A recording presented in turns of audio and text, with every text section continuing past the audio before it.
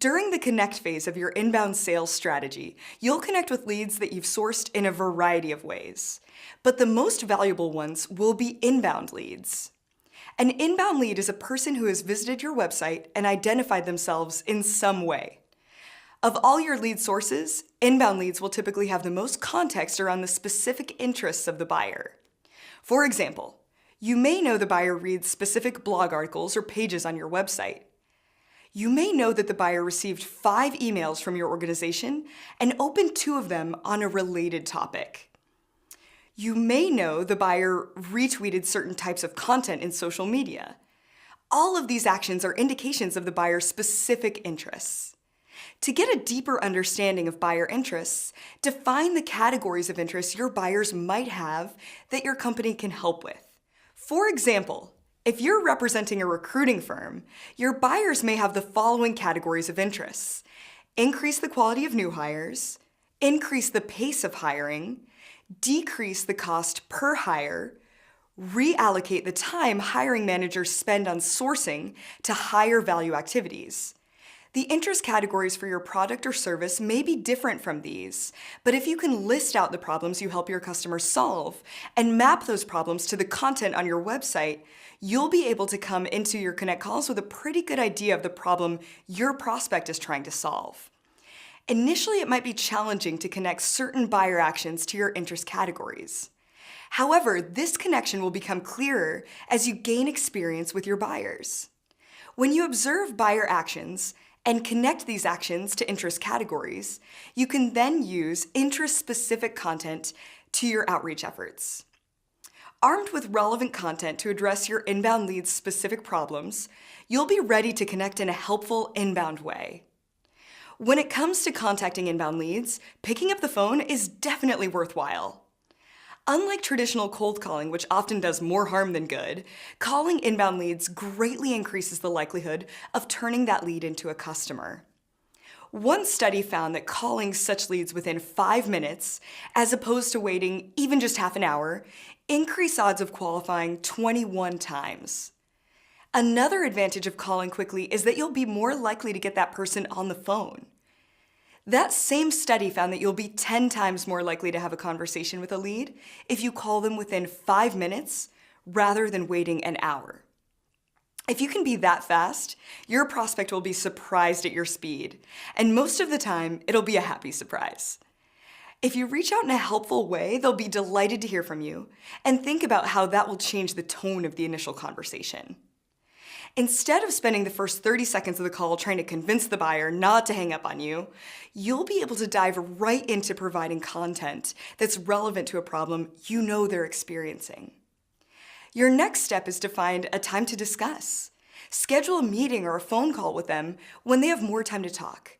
And then you'll be ready to move to the explore phase of your inbound sales strategy. Now, it might not always be possible to call every lead immediately. If it's been a few hours or days since the lead came in, it's still worthwhile to reach out to them.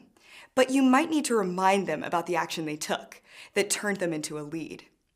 Here's an example of how that conversation might go. Hello?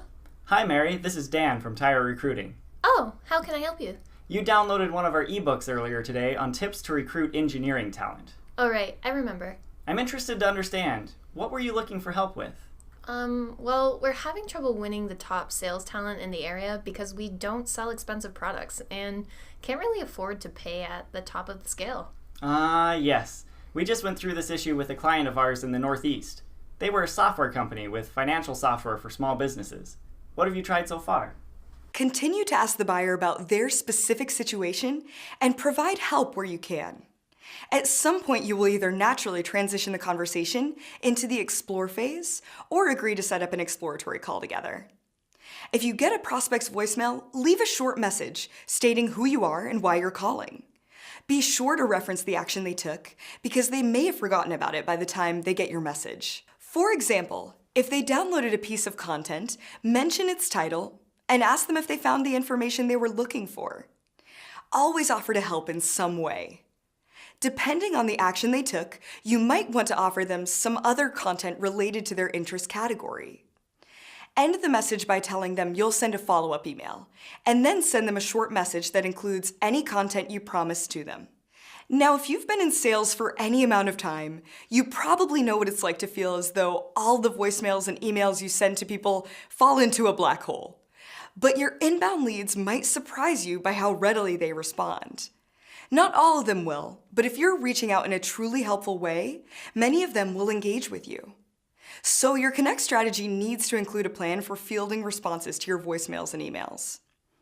Email responses are easier to handle. The buyer's response is an indication that the buyer believes you can help them with a priority, goal, or challenge. Schedule a meeting or phone call when you can dig into their needs, and then you'll have successfully navigated to the explore phase of your inbound sales strategy.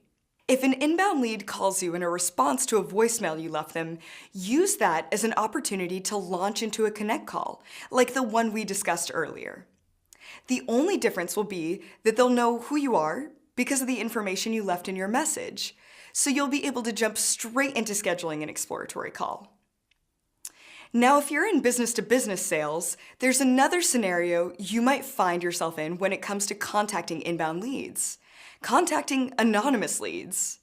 If you're calling a company that has shown interest in your offerings, but that you don't have a specific contact at, you need to focus on the content the people there will have shown interest in. For example, Hello? Hi, Mary. This is Dan from Tire Recruiting. Okay. We have received a few inquiries from people at your company for information on increasing hiring quality. Really? From who? That's what I was hoping you could help me with. They didn't leave their name. Is there someone in your organization that might be focused on that issue? Maybe Bob in recruiting. Do you know why he would be looking for information on sales hiring quality? We've had some issues there. Issues? similar to the inbound lead situation, continue to ask the buyer about their specific situation. Provide help where you can, and transition to the explore phase, either on this call or during a follow-up call. Now, not every inbound lead you contact will be ready to move to the explore phase, and that's okay. Position yourself as an advisor that they can rely on for helpful information, and then share content with them from time to maintain that relationship. They'll come around eventually.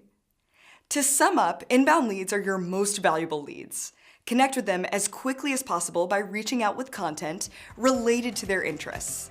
From there, it should be smooth sailing to the explore phase on your inbound sales strategy.